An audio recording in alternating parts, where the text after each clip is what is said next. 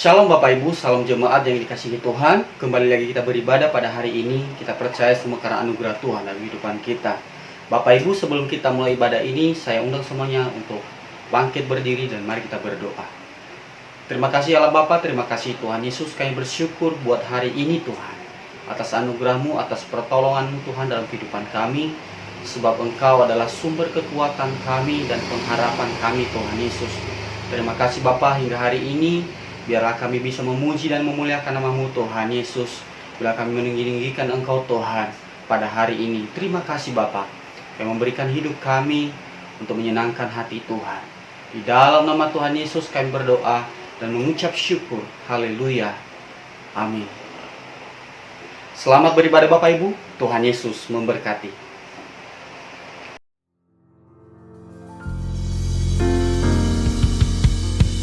Shalom jemaat yang terkasih, apa kabarnya hari ini? Saya percaya kita dalam keadaan sehat dan kuat. Mari berikan salam kepada kiri kanan, mungkin papa atau mama atau saudara siapapun yang ada di sekeliling kita. Kita berikan tos, katakan Engkau luar biasa, haleluya. Kita siapkan hati kita untuk memuji Tuhan hari ini. Mari bertepuk tangan bersama-sama, katakan hey.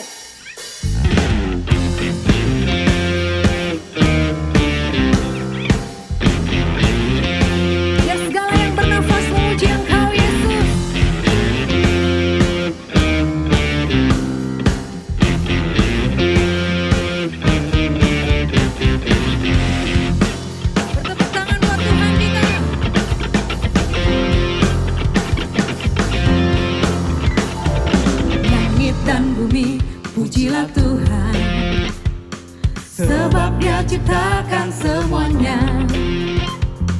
Keagungannya mengatasi langit bumi, sembah sujud di hadapannya. Haleluya.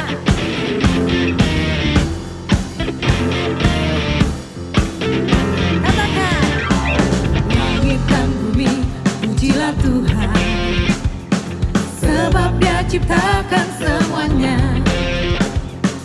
Keagungannya mengatasi langit bumi, sembah sujud di hadapannya. Ku puji, ku sembah, ku puji, ku sembah Yesus Kristus Sang Penebus. Ku puji, ku sembah, ku puji, ku sembah Yesus Tuhan dan Rajaku.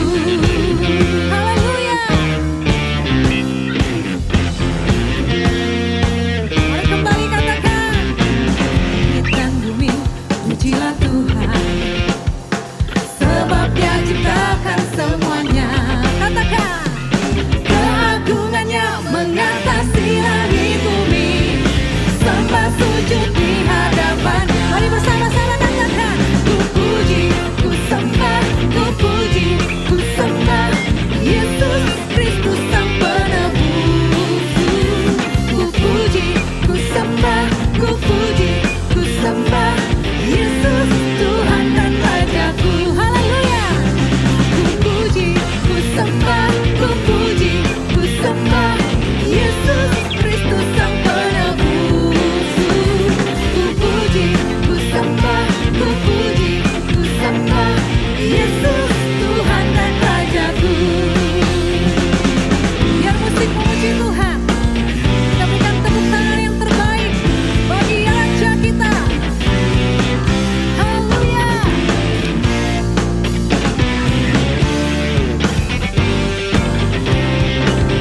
Katakan haleluya, amin.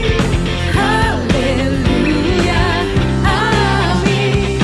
Haleluya, amin. Haleluya, amin. Sekali lagi katakan haleluya, amin. Haleluya, amin. Haleluya, amin.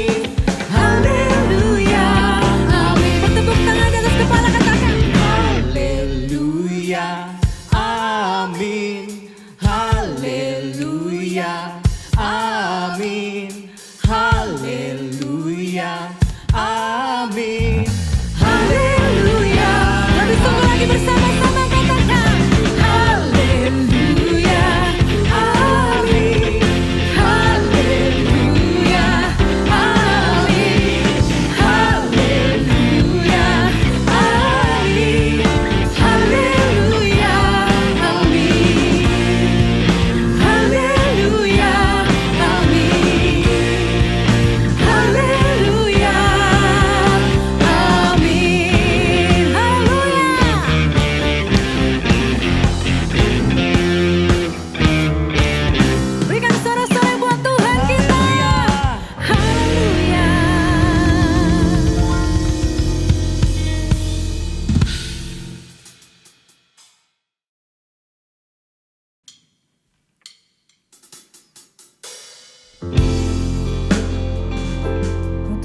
sungguh baik dalam hidup kami. Kami datang dengan hati bersyukur di hadapan-Mu saat ini. Yesus, Kau sungguh baik. Yesus, nama-Mu indah. Yesus, ku cinta Kau selalu, ku tinggikan, ku agungkan selamanya. Katakan Yesus, Yesus, Kau sungguh baik. Yesus, nama-Mu indah. Yesus, ku cinta Kau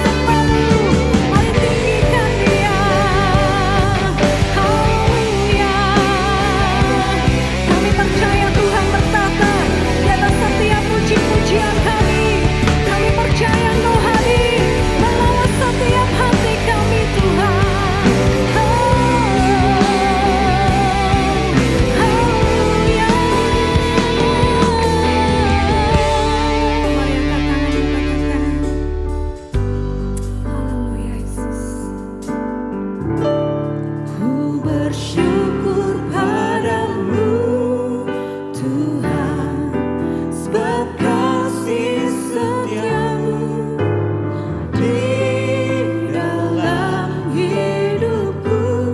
Anugerahmu besar bagiku, di setiap langkahku ku memujimu.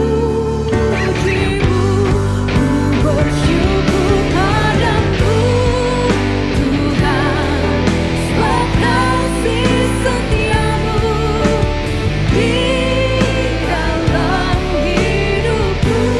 Anugerahmu besar bagiku, di setiap langkahku ku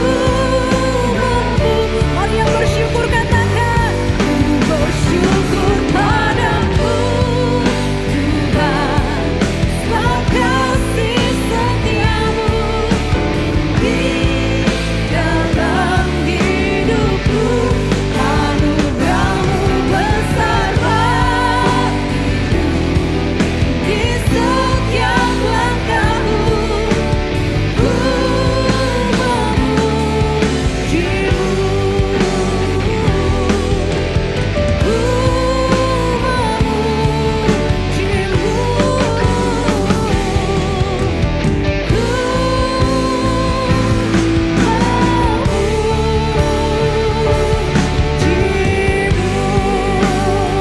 dengan suara-suara bagi Tuhan kita.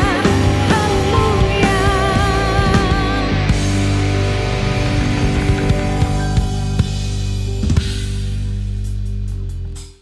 Mari kita berdoa. Tuhan Allah Bapa kami yang kami puji, yang kami sembah dalam kerajaan surga. Terima kasih ya Tuhan atas berkat anugerah-Mu dalam kehidupan kami. Sehingga pada siang hari ini Tuhan kami bisa berkumpul, memuji, memuliakan nama-Mu Tuhan.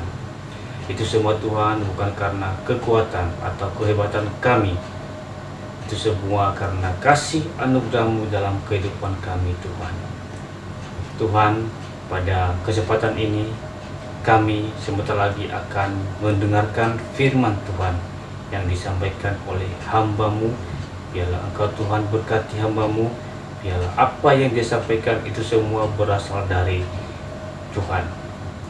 Dan kami juga Tuhan meminta pertolongan Tuhan agar ibadah kami pada siang hari ini dapat berjalan dengan baik tanpa ada gangguan sama sekali.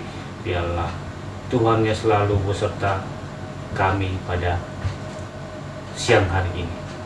Terima kasih Tuhan, kami sambut firman Tuhan hanya di dalam nama Tuhan Yesus. Kami berdoa dan mengucap syukur. Haleluya. Amin. Shalom, selamat hari Paskah. Hari ini saya akan menyampaikan firman dengan judul Kebangkitan Yesus Mengubah Kehidupan. Saya akan bacakan Lukas pasal 24 ayat 13-16 yang berbunyi demikian. Pada hari itu juga 2 orang dari murid-murid Yesus pergi ke sebuah kampung bernama Emmaus yang terletak kira-kira 7 mil jauhnya dari Yerusalem. Dan mereka bercakap-cakap tentang segala sesuatu yang telah terjadi. Ketika mereka sedang bercakap-cakap dan bertukar pikiran, datanglah Yesus sendiri mendekati mereka, lalu berjalan bersama-sama dengan mereka. Tetapi ada sesuatu yang menghalangi mata mereka, sehingga mereka tidak dapat mengenal Dia. Saudara sekalian, hari Paskah adalah hari kebangkitan Tuhan Yesus. Ini membuktikan bahwa Yesus adalah Tuhan, karena Dia bisa bangkit dari kematian. Semua manusia, bahkan pemimpin agama manapun mati dan tidak bangkit. Hanya Yesus yang mati, bangkit, naik ke sorga dan akan datang kembali untuk kali yang kedua.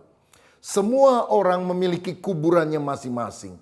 Tapi saya pernah ke Garden Tomb, di tempat di mana dipercaya bahwa Yesus juga dikuburkan di sana. Dan kuburnya kosong, hanya ada tulisan, He is not here for He is risen. Dia tidak ada di sini sebab Dia sudah bangkit. Saya pernah mendengar sebuah cerita. Sebelum Yesus mati, Dia pernah ngobrol kepada Yusuf Arimatea dan bilang begini, Sup, boleh nggak saya pinjam kuburan kamu? Loh, buat apa Tuhan? Oh, saya ingin berlibur di akhir pekan, ya weekend vacation. Saya akan check in hari Jumat dan saya akan check out pada hari Minggu dan saya akan rapikan semuanya. Dan Yesus menggenapi janjinya. Dia mati pada hari Jumat, dia bangkit pada hari Minggu. Karena dia adalah raja di atas segala raja, Tuhan sang pemilik kehidupan. Nah, kalau Yesus bisa bangkit dari antara orang mati, berarti dia berkuasa atas maut. Dan dia juga sanggup mengubahkan kehidupan kita, bahkan memperbaharui kita menjadi orang-orang yang berkenan kepada dia. Nah, saudara sekalian, hari ini saya akan mengajak untuk kita melihat 4 kebenaran bagaimana dengan kuasa kebangkitan Yesus, Yesus sanggup mengubahkan kehidupan. Yang pertama, saya lihat Yesus mengubah arah kehidupan. Alkitab mencatat di hari Paskah, pada hari itu 2 orang murid berjalan ke Emmaus yang letaknya 7 mile atau 11 kilometer sebelah barat daripada Yerusalem. Kita tahu matahari terbit di sebelah timur dan tenggelam ke sebelah barat. Berarti mereka berjalan menuju sunset, menuju tempat di mana matahari tenggelam. Kenapa mereka ke Emmaus? Karena mereka kecewa sebab Yesus yang selama ini menjadi harapan mereka telah mati. Nah, sebetulnya Tuhan ingin agar secara rohani kita ini berjalan ke arah matahari terbit, sunrise. Dalam Bilangan pasal 21 ayat 11 dalam New King James Version dikatakan demikian, and they journeyed in the wilderness which is east of Moab toward the sunrise. Mereka berjalan di padang pasir, di padang gurun ke arah timur Moab dan mereka berjalan menuju atau ke arah matahari terbit. Saudara-saudara, pada masa kini ada banyak orang yang sedang ketakutan, cemas terhadap apa yang terjadi. Kalau boleh diibaratkan mereka sedang berjalan ke arah sunset, ke arah matahari tenggelam. Banyak orang khawatir akan virus ini, jangan-jangan mereka ketularan. Ada yang khawatir karena penghasilan mereka akan anjlok. Ada yang khawatir, takut ada chaos, penjarahan, kekacauan dan terjadi. Tetapi saya mau katakan, karena kita punya Yesus yang bangkit, ada pengharapan. Percayalah, this too shall pass. Ini semua akan berlalu. Badai pasti akan berhenti. Karena Tuhan berkuasa untuk meneduhkan semuanya. Saudara, saya percaya kalau orang ketemu dengan Yesus, arah hidupnya berubah. Dari hidup yang tidak punya pengharapan menjadi hidup yang penuh dengan pengharapan. Seperti pada ayat 33, setelah mereka sadar Yesus bersama dengan mereka, mereka kembali lagi ke Yerusalem yang ada di sebelah timur. Kiranya bukan soal jarak atau lokasi yang penting, tapi sikap hati kita setelah ketemu Yesus, ada sunrise, ada matahari terbit, ada pengharapan di dalam kehidupan kita. Saya membaca dalam Yeremia pasal 29 ketika orang Israel ada di pembuangan Babel dan mereka sangat tertekan. Mereka adalah bangsa budak. Tetapi firman Tuhan datang kepada mereka melalui Nabi Yeremia. Dan bunyinya adalah demikian. Yeremia 29 ayat 10 dan 11. Sebab beginilah firman Tuhan, apabila telah genap 70 tahun bagi Babel, barulah aku memperhatikan kamu. Aku akan menepati janjiku itu kepadamu dengan mengembalikan kamu ke tempat ini. Sebab aku ini mengetahui rancangan-rancangan apa yang ada padaku mengenai kamu. Demikianlah firman Tuhan, yaitu rancangan damai sejahtera dan bukan rancangan kecelakaan, untuk memberikan kepadamu hari depan yang penuh harapan. Saudara, Tuhan berkata, ada waktuku yang kamu harus taati. Tapi setelah waktuku genap, maka aku akan mengembalikan kamu ke Yerusalem. Sebab aku ini punya rancangan masa depan yang cerah. Saya percaya ini juga rancangan Tuhan dalam kehidupan kita. Tetap punya pengharapan di dalam Yesus yang bangkit. Saya teringat reformator besar Martin Luther, karena banyak sekali tekanan yang dialami pada masa hidupnya. Dia menjadi frustrasi, dia depresi, sedih. Istrinya berkali-kali berusaha untuk menguatkan dia, tapi rasanya tidak ada efeknya. Sampai satu kali Katharina von Bora, istri daripada Martin Luther, mengenakan baju yang serba hitam dan dia siap-siap akan pergi keluar rumah. Luther bertanya, mau kemana kamu? Oh, saya akan pergi ke pemakaman karena ada yang meninggal. Oh ya? Siapa? Kok saya baru tahu ada yang meninggal? Tuhan mati dan dia akan dikubur. Martin Luther berkata, jangan ngomong sembarangan. Tuhan tidak mati, dia bangkit. Dan istrinya berkata, kalau kamu tahu Tuhan bangkit, mengapa kamu murung selama berhari-hari? Miliki pengharapan karena Yesus bangkit.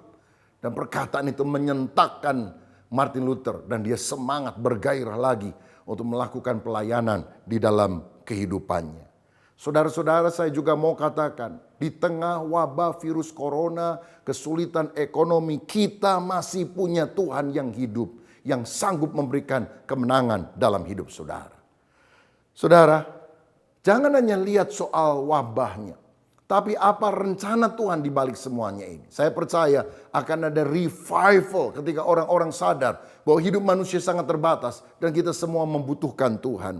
Dalam Yesaya 60 ayat 1-3 firman Tuhan berkata, bangkitlah menjadi teranglah sebab terangmu datang dan kemuliaan Tuhan terbit atasmu. Sebab sesungguhnya kegelapan menutupi bumi dan kekelaman menutupi bangsa-bangsa. Tetapi terang Tuhan terbit atasmu dan kemuliaannya menjadi nyata atasmu. Bangsa-bangsa berduyun-duyun datang kepada terangmu dan raja-raja kepada cahaya yang terbit atasmu. Hari-hari ini kegelapan, wabah, bencana sedang melanda seluruh dunia. Tetapi saya percaya semua terjadi seizin daripada Tuhan. Karena akan menyadarkan betapa kita terbatas. Lalu kita mencari Tuhan. Dan barang siapa yang berseru kepada nama Tuhan akan diselamatkan. Biar kita sungguh menantikan Tuhan menyatakan kemuliaannya. Saudara, biar arah kehidupan kita berubah. Dari hidup berjalan menurut keinginan sendiri, menjadi berjalan sesuai dengan kehendak Tuhan. Ada pertobatan karena kita mengubah arah hidup ini. Yang kedua, melalui kebangkitannya Yesus memberi makna kehidupan. Di ayat 19-21 dikatakan demikian dari Lukas 24 tadi. Katanya kepada mereka, apakah itu? Jawab mereka, apa yang terjadi dengan Yesus orang Nazaret. Dia adalah seorang nabi yang berkuasa dalam pekerjaan dan perkataan di hadapan Allah dan di depan seluruh bangsa kami. Tetapi imam-imam kepala dan pemimpin-pemimpin kami telah menyerahkan dia untuk dihukum mati dan mereka telah menyalibkannya.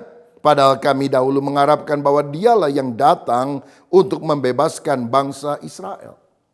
Kondisi daripada murid-murid adalah kecewa karena impian mereka hancur. Mereka tidak mengerti mengapa Yesus yang mereka andalkan mati. Tapi kemudian Yesus menjelaskan kepada mereka sehingga mereka bisa memahami makna kematiannya, makna janji tentang kebangkitannya. Dan melalui penjelasan itu, akhirnya murid-murid yang semula kecewa menjadi penuh dengan pengharapan. Dalam Lukas 24 ayat 25-27 Yesus berkata, lalu ia berkata kepada mereka, hai kamu orang bodoh, betapa lambannya hatimu sehingga kamu tidak percaya segala sesuatu yang telah dikatakan para nabi. Bukankah Mesias harus menderita semuanya itu untuk masuk ke dalam kemuliaannya? Lalu ia menjelaskan kepada mereka apa yang tertulis tentang dia dalam seluruh kitab suci, mulai dari kitab-kitab Musa dan segala kitab nabi-nabi. Kenapa mereka tidak mengerti? Karena mereka tidak dengan seksama mendengarkan firman Tuhan. Padahal Tuhan sudah berkali-kali menyatakan hal itu. Seringkali dalam kehidupan kita juga tidak mengerti peristiwa-peristiwa yang terjadi dalam kehidupan. Lalu kita berasumsi, saling berdebat, beropini. Padahal kalau kita membaca Alkitab yang adalah firman Tuhan, kita akan menerima hikmat daripada Tuhan. Kita akan mengerti rencana Tuhan yang melampaui akal manusia yang serba terbatas. Dia harus mati. Untuk apa? Untuk menebus dosa kita. Karena upah dosa adalah maut. Dan manusia sudah berdosa. Harus binasa. Tetapi karena itulah Yesus datang ke dalam dunia. Dan dia yang menanggung segala dosa kita. Dia mati di kayu salib. Dan kalau kita percaya kepadanya, kita akan memperoleh kehidupan yang kekal. Setelah dijelaskan baru mereka faham. Saudara, hidup itu bisa berjalan begitu saja. Dan banyak pertanyaan-pertanyaan yang tidak terjawab dalam hidup kita kalau kita tidak faham akan firman Tuhan. Tapi melalui firman kita akan dibuat mengerti. Contohnya, satu kali ada seorang yang bernama Lazarus yang sakit keras dan hal ini diberitahukan kepada Yesus. Tapi Yesus sengaja menunda, tidak segera datang untuk menyembuhkan Lazarus. Baru datang setelah 4 hari Lazarus dikubur. Kan orang tidak mengerti, ngapain datang? Kan udah percuma. Tapi tahukah saudara, justru Yesus punya rencana yang lebih dahsyat. Sebab kalau dia langsung datang, mujizatnya kecil. Orang yang sakit menjadi sehat. Tapi karena dia menunda kedatangannya, mujizatnya lebih besar. Orang yang mati menjadi bangkit. Dan orang percaya bahwa Yesus adalah Mesias. Bukankah rencana Tuhan sangat luar biasa? Saudara, saya ambil contoh. Satu kali ada orang naik kapal bersama-sama. Tiba-tiba ada orang entah gimana, mungkin dia sedang ada di geladak, kurang hati-hati. Dia terjatuh, masuk ke dalam lautan. Waduh, dia menjerit-jerit karena nggak bisa berenang. Nah, melihat hal itu, orang-orang kemudian meminta tolong kepada seorang jago renang, juara renang yang juga ada di kapal tersebut. Tapi ketika melihat orang ini timbul, tenggelam, naik turun di laut itu, dia sengaja menahan diri, tidak segera lompat. Orang bilang lompat, lompat, lompat. Dia bilang sabar, saya akan tolong, tapi dengan cara saya. Setelah orang itu lemes, saudara, yang tenggelam tadi, maka orang jago renang ini melompat dan langsung dia tangkap orang yang sudah lemas ini. Dan ada tali dan ditarik ke atas, selamat. Lalu orang-orang tanya, kenapa kamu tidak tolong dari tadi? Ini orang sudah setengah mati baru kamu tolong. Dia bilang, tadi dia bisa meronta-ronta dengan kekuatannya. Kalau saya turun, waduh, dia akan panik meronta-ronta. Membahayakan kami berdua. Karena itu saya biarkan aja dia meronta-ronta sampai udah lemes. Baru dia kemudian saya tolong. Dan dengan cepat kita bisa mengangkat dia ke atas. Saudara, kadang-kadang apa yang Tuhan lakukan beda dengan yang kita pikirkan. Tuhan punya waktu, Tuhan punya rencana. Di balik semua peristiwa yang ada. Tapi percayalah, ini baru kita pahami kalau kita bisa mengerti pikiran Tuhan yang kita baca melalui firman. Karena firman itu memberikan hikmat, memberikan arahan. Saudara, apa maknanya, apa hikmahnya? Apa berkatnya ketika kita menghadapi virus ini? Saudara, kita semuanya stay at home, ada di rumah. Dan lihatlah dalam beberapa minggu ini, bumi tampaknya beristirahat, lingkungan tampaknya mulai dibersihkan dari polusi yang begitu luar biasa. Dan akhirnya udara menjadi lebih bersih. Dan bukankah ini sesuatu yang sangat berguna untuk manusia yang tidak bisa diupayakan walaupun dengan perundingan para presiden hebat di meja-meja perundingan. Lagi pula melalui wabah ini kita bisa kumpul bersama dengan keluarga. Membangun komunikasi satu dengan yang lain. Bisa meningkatkan doa bersama. Karena itu, jangan hanya lihat masalahnya. Lihat rencana Tuhan yang indah di balik masalah. Karena hanya Yesus yang bisa memberikan makna dalam kehidupan kita. Jadi yang pertama, Yesus mengubah arah kehidupan. Yang kedua, Yesus memberi makna kehidupan.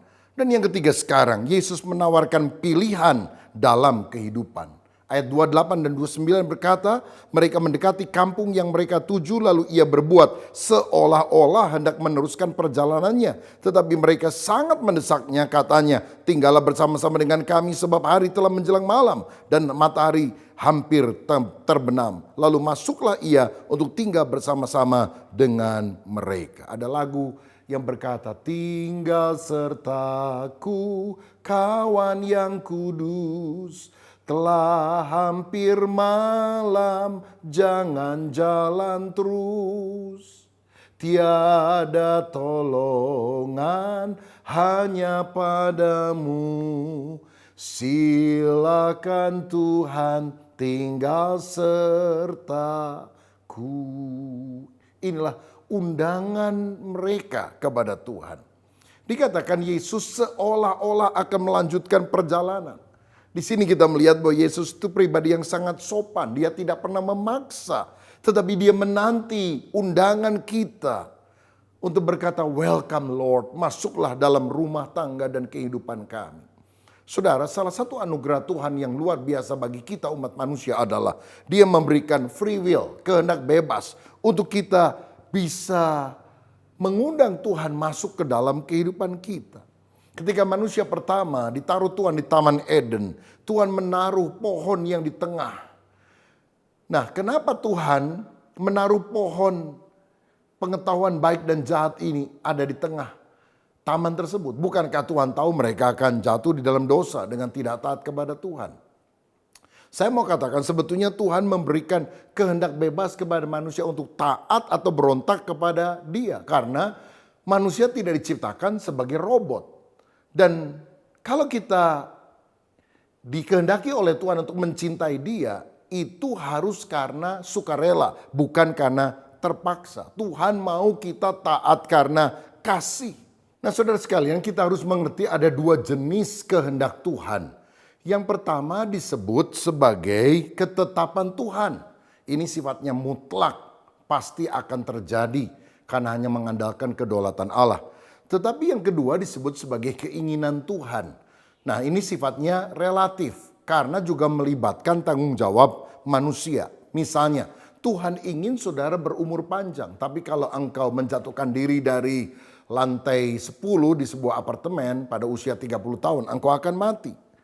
Tuhan mau, Tuhan ingin saudara hidup kekal dengan cara menerima Yesus sebagai Tuhan dan Juru Selamat. Tapi kalau saudara menolak Dia, maka engkau akan terhilang sampai selama-lamanya.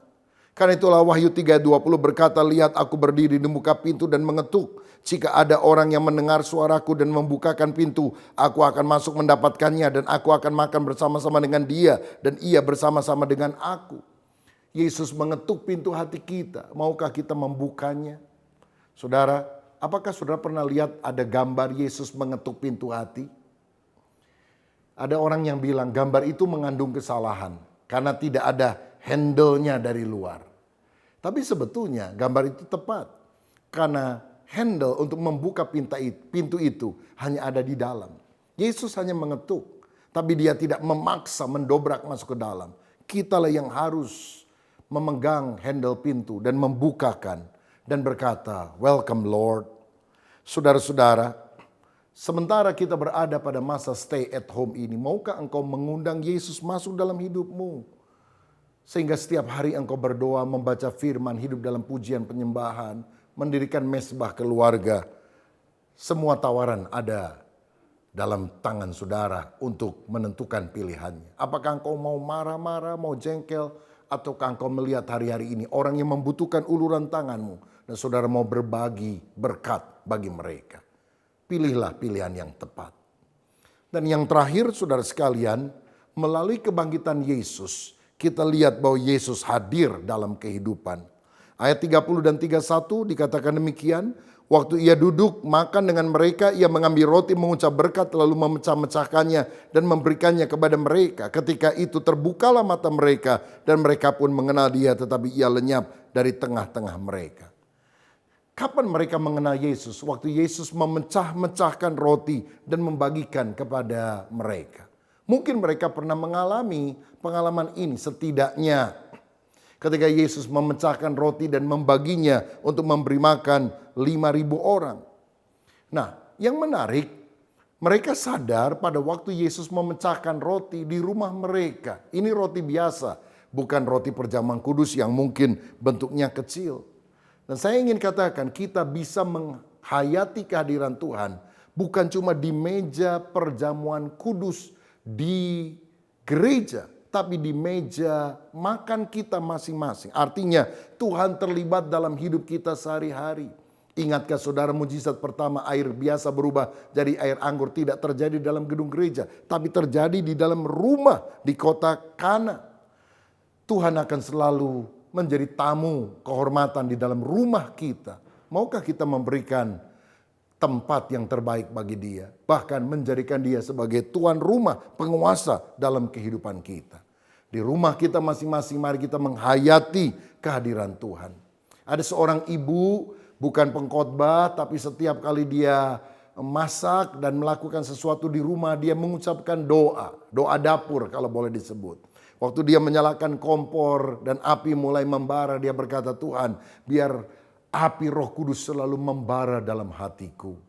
Ketika dia mulai memasukkan garam ke dalam sup yang dia masak. Dia berkata, jadikan aku garam dunia yang bisa memberikan rasa kepada dunia yang tawar. Pada waktu dia mencuci piring, dia berkata, Tuhan, bersihkanlah hati dan hidupku supaya ku berkenan kepada Tuhan. Doanya sederhana, doa dapur. Tapi itulah doa yang lahir dari orang yang menghayati kehadiran Tuhan. Alami Tuhan di rumah kita masing-masing. Dan biarlah hadirat Tuhan itu mengubah kita.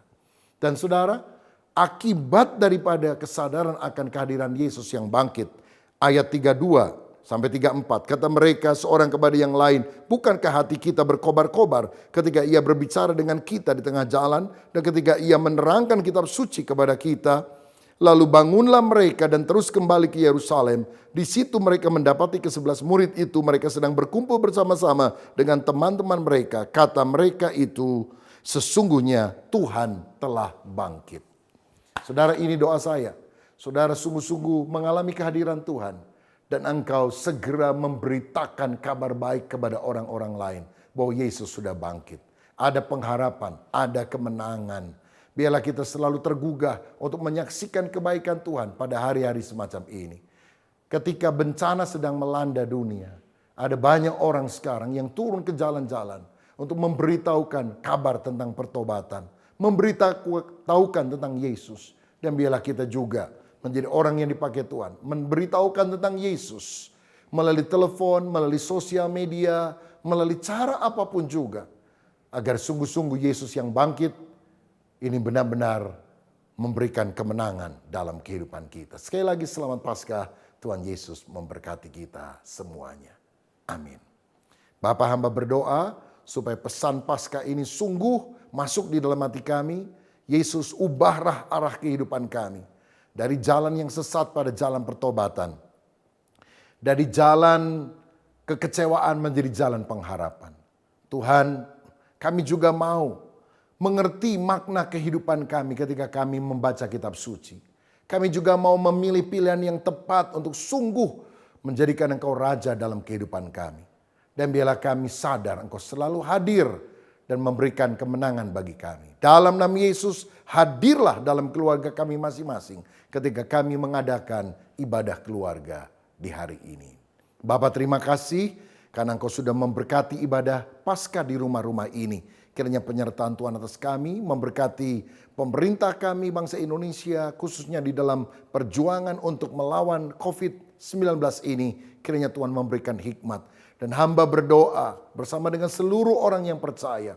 Kiranya setelah Paskah ini, wabah ini mulai menurun, mulai berhenti bahkan pada waktu yang Tuhan tetapkan. Terima kasih Bapa. Sekarang saudara, terimalah kasih dari Allah Bapa Surgawi, kasih karunia Tuhan Yesus Kristus dan persekutuan Roh Kudus menyertai kita sekalian mulai hari ini sampai selama-lamanya.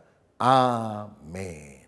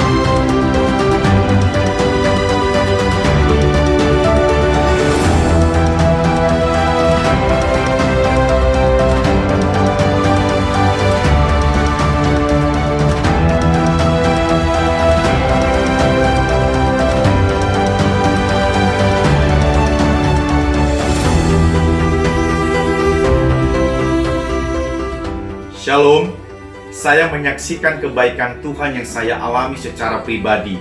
Dulu saya hidup di dalam kegelapan karena hanya menjadi Kristen KTP, alias Kristen tanpa pertobatan, di mana saya masih suka minum minuman yang beralkohol, menjadi perokok berat, dan suka mengatakan kata-kata yang kotor, dan masih banyak hal yang saya lakukan yang tidak berkenan di hadapan Tuhan. Tetapi saya bersyukur kepada Tuhan Yesus yang telah mengangkat saya dari kegelapan dan telah mengubah saya menjadi manusia baru. Meskipun prosesnya tidak gampang, tetapi saya tetap percaya kepada Tuhan Yesus. Saya mau diubahkan olehnya dan membangun komitmen untuk hidup di dalam kehendak-Nya. Oleh sebab itu, percayalah kepada Tuhan Yesus dan berilah dirimu untuk diubahkan olehnya dan bangun komitmen untuk hidup di dalam kehendak-Nya, karena baginya tidak ada yang mustahil. Haleluya. Amin. Shalom saudaraku yang terkasih di dalam Kristus Yesus. Sejak saya menyediakan waktu bersaat teduh setiap pagi dengan memuji Tuhan, menyembah, berdoa, membaca firman Tuhan, saya diberi kekuatan yang baru oleh Tuhan. Jikalau waktu-waktu yang lalu saya suka kurang bersyukur, khawatir akan kehidupan masa depan keluarga kami. Namun sekarang saya benar-benar berserah penuh kepada Tuhan, dan saya menaruh pengharapan saya hanya di dalam Tuhan, karena pengharapan di dalam Tuhan itu tidak pernah mengecewakan. Dalam firman-Nya Tuhan berkata, "Aku sekali-kali tidak akan membiarkan engkau, dan aku sekali-kali tidak akan meninggalkan engkau." Itulah yang menjadi pegangan buat saya, untuk saya boleh melanjuti hidup ini bersama dengan Tuhan, karena saya tahu hidup saya adalah milik kepunyaan Tuhan. Saya bersyukur kalau saya mempunyai Allah yang luar biasa. Amin. Shalom. Sejak saya sungguh-sungguh kepada Tuhan, melalui penyakit, Tuhan menegur saya untuk berhenti merokok dan mengalami perubahan yang sangat luar biasa dalam hidup saya. Dan saya sudah berhenti merokok selama 8 tahun. Teman-teman yang menyaksikan video ini, cepatlah berhenti merokok. Tuhan Yesus memberkati. Saya percaya kalau hidup yang baik adalah hidup yang terus belajar. Saya yang dulunya ketika ada masalah selalu menghindar, selalu mengeluh. Namun ketika saya sudah mengenal Kristus, hidup saya berubah, cara pandang saya berubah. Mungkin saja masalahnya tetap ada, namun saya memiliki cara pandang yang berbeda. Karena kenapa? Karena ada Tuhan yang selalu memberikan kekuatan yang baru bagi setiap kita. Amin. Hidup memang selalu penuh dengan perubahan. Saya yang mungkin dulunya kurang percaya diri menjadi jauh lebih percaya diri sekarang. Saya yang mungkin dulunya cenderung pasif, sekarang aktif dalam pelayanan. Semua berkat Kristus yang mengubah kehidupan saya.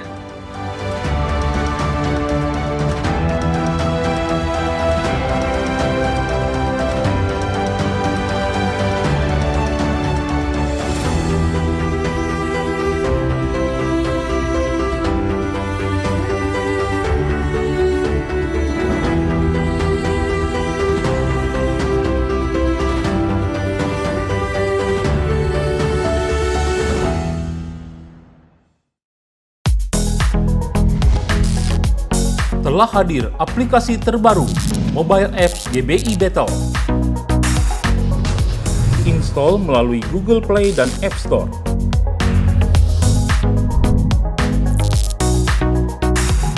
Setelah terinstall, jalankan aplikasi, lalu pilih satelit GBI Battle sesuai kota Anda. Masukkan username menggunakan nomor kartu anggota jemaat, dan password menggunakan tanggal lahir dengan format berikut. Lakukan verifikasi nomor telepon dengan OTP. Update data jemaat pada profil, edit untuk mengganti password. Banyak informasi dan fasilitas yang bisa Anda dapatkan dengan aplikasi ini.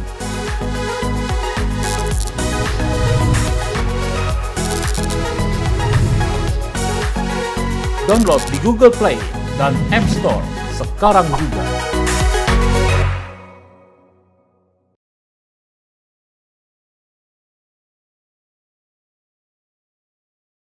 Puji Tuhan, kita sudah mendengar firman yang telah disampaikan oleh hamba-Nya pada hari ini.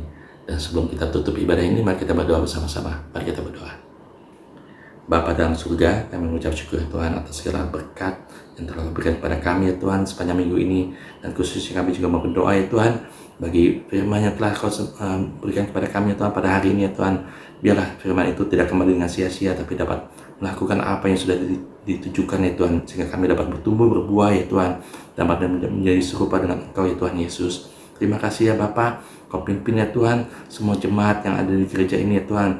Yang sakit Kau mau sembuhkan, yang mengalami kesulitan Kau akan bukakan jalan ya Tuhan. Kami percaya Tuhan Kau punya maksud dan rencana yang indah bagi setiap kami ya Tuhan. Kau yang terus pimpin setiap kami ya Tuhan, sehingga kami dapat menjadi berkat bagi banyak orang ya Tuhan.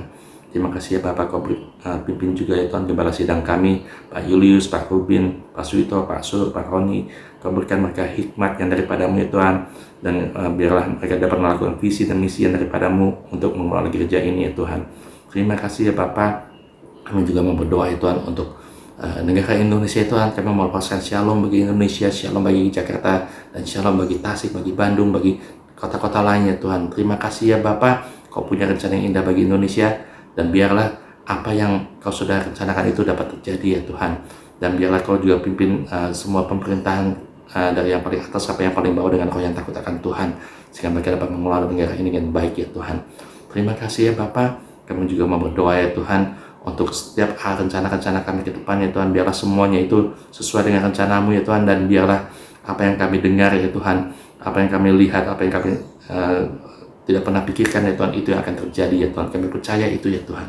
Terima kasih ya Bapak. Kalau sebentar lagi kami akan melakukan aktivitas kami kembali ya Tuhan. Kami rindu untuk menerima berkat daripada-Mu ya Tuhan. Terima kasih ya Bapak. Hanya dalam nama Yesus kami berdoa. Amin. Saudara, kita masuki minggu ini dengan tetap berpengharapan kepada Tuhan. Dan terimalah berkat Tuhan. Angkat tanganmu dan angkat hatimu. Tuhan memberkati engkau dan melindungi engkau. Tuhan menyinari wajahnya kepadamu dan memberi engkau kasih karunia.